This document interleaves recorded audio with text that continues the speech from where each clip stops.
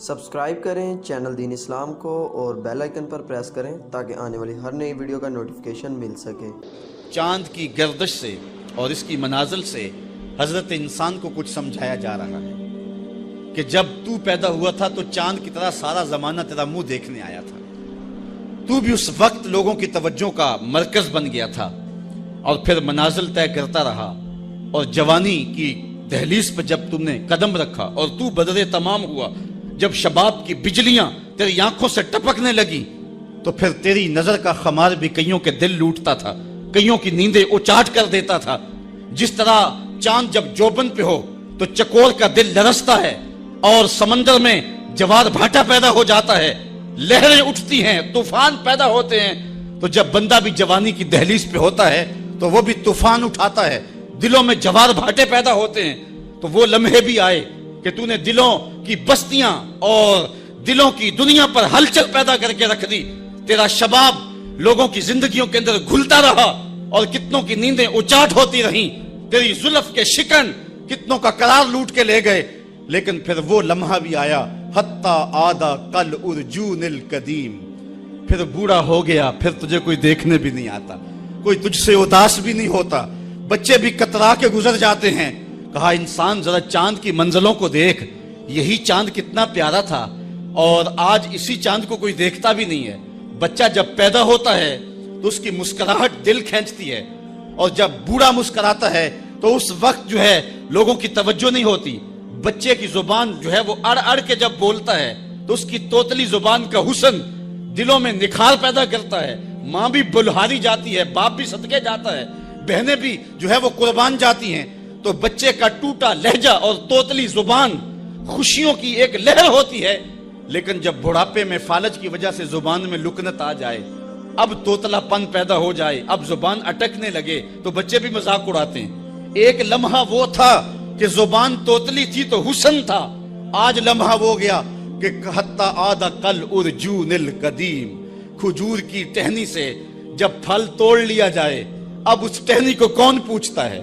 جب تک پھل آیا نہیں تھا وہ ٹہنی اچھی لگتی تھی، مالی سنبھال کے رکھتا تھا، جڑوں کو بھی پانی دیتا تھا اور خیال کرتا تھا کہ کوئی ایسا نقصان نہ ہو کہ یہ پودا جو ہے وہ مرجھا جائے۔ پھر جوبن پہ آیا اور جب کھجوریں لگیں تو اس نے پھر رسیاں بھی باندھی اور کھجوروں کو سنبھالنے کے لیے سب کچھ کیا۔ پھر جس دن اس نے اس ڈال سے پھل کاٹ لیا، اب وہ کھجور اجڑ گئی، اب اس کی وہ ٹہنی بے توقیر ہو گئی۔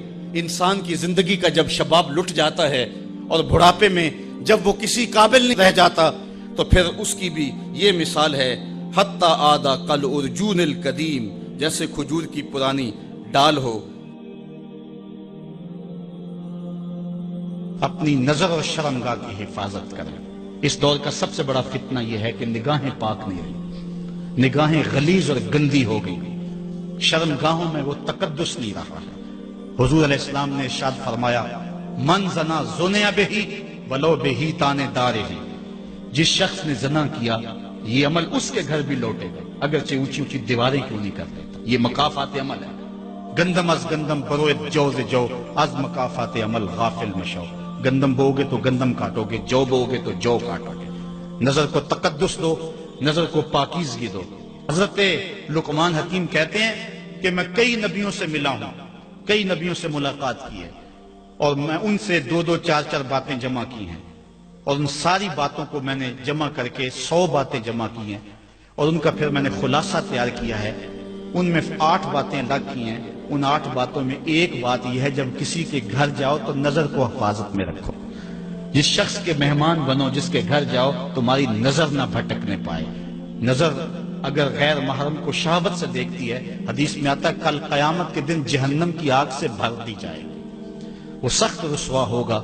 آج میڈیا کی آوارگی اور انٹرنیٹ پہ جو کچھ ہو رہا ہے، ٹیلی ویژن اور سینما جو بدتمیزی پھیلا رہے ہیں، اور موبائل پیکٹ جس طرح بے حیائی کو فروغ ہو رہا ہے، ہم اس کے خلاف پوری قوت کے ساتھ بند باندھیں۔ اپنی اولادوں کے ہاتھوں سے ناول چھین لو، ان کے ہاتھوں سے جو ہے وہ فلمیں چھین لو، ان کی خلوتوں پہ نظر رکھو اور ان کی حفاظت کرو۔